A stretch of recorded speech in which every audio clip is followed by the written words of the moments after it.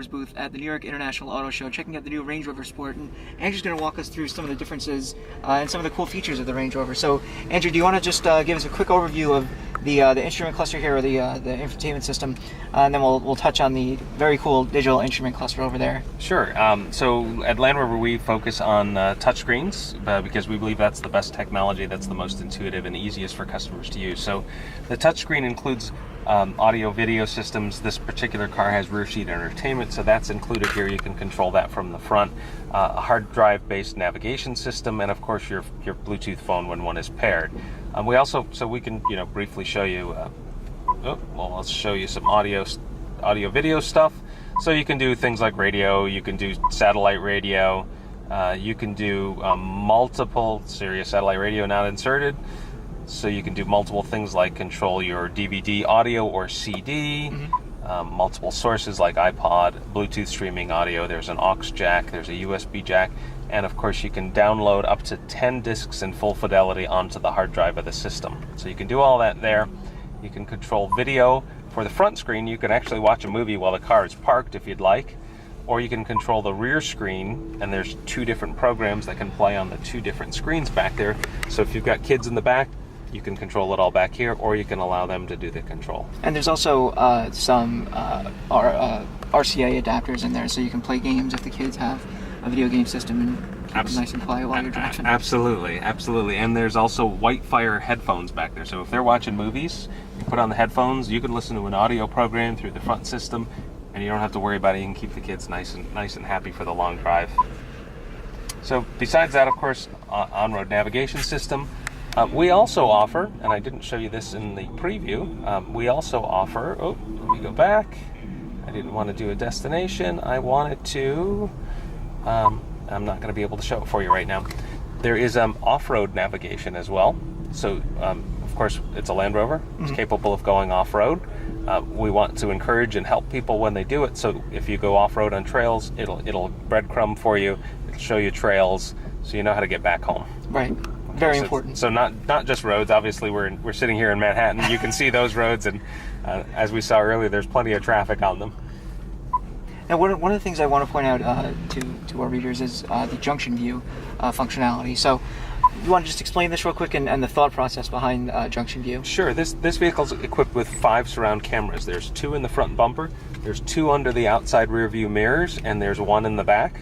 So, of course, you put the car in reverse, you get the backup camera. But if you select any of the other cameras, you get a complete view around the car. You can focus on just a couple of the cameras if you want, and we think this is one of the most usable functions of this that people could use on an everyday basis. So we've actually put the soft key out here to take you directly to it, and it's called junction view. So as you pull up to an intersection, if it's a blocked intersection, so you're pulling out between, say, 2 parked cars onto a street and trying to turn, in order to be able to see past those parked cars, you'd actually have to have your car like halfway out into the street in order to see. But this uses the cameras that are in the front bumper. They're pointed out in those directions, and you can see to the left and the right and see if traffic's coming. So it prevents you from pulling out into the street in front of a moving car. Getting your front end taken off. And it's so convenient. It's right there. It's just one button, right, immediately available to you, because we think it's important for people's safety. Now we have the digital instrument cluster up there, and this is standard on the big Range Rover. It's available on Range Rover Sport, and of course we're not powered up and running, so you're getting all kinds of messages up there telling us how to start it. But what it can do, it's 2 virtual gauges, and clearly you don't always need all of the information that's going to show in the center, so it prioritizes the information. If you're taking a Bluetooth phone call comes in, it'll put up who the caller is if it's in your phone book, or the phone number if it's not in your phone book. If you're listening to an audio program, a CD, a satellite radio, whatever, it'll put the channel and the artist up in the center of the 2 gauges. If you're going off-road, there's more information, more important information than the speedometer, because rarely are you ever in a speed limit when you're going off-road. You actually want to go slow and preserve the vehicle. So what it does is it takes that speedometer and moves it halfway off the screen, gives you just the portion of the speedo you might need for information purposes, and then prioritizes and gives you some information that I will show you. Some of the information is shown here in this 4x4 information screen. So this type of information will also appear in the center screen. So one of the things it'll do is it'll show you, these are your front wheels, what direction those front wheels are pointed. Right. Sounds like a silly thing, but if you've ever been off-road and in loose mud or sand or anything like that, you don't actually know where the wheel is pointed. The wheel could be straight up, but you could be turned a full lock to the right. If you're on the edge of a trail or on the edge of a cliff, you want to know where you want to know. So when you start going forward, you need to know where the wheels are pointed. It's a safety thing. It's one of those tricks for people off-roading.